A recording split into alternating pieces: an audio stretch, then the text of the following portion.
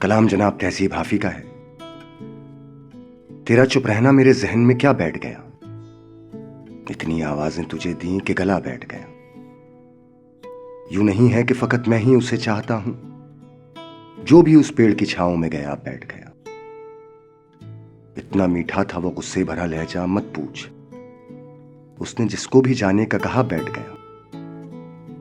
अपना लड़ना भी मोहब्बत है तुम्हें इल्म नहीं, चीखती तुम रही और मेरा गला बैठ गया। उसकी मर्जी वो जिसे पास बिठा ले अपने, इस पे क्या लड़ना फला मेरी जगह बैठ गया। बात दरियाओं की सूरज की ना तेरी है यहां, दो कदम जो भी मेरे साथ चला बैठ गया। बज़्म जाना में नशिस्तें नहीं होती मखसूस, जो भी एक बार जहां बैठ गया बैठ गया।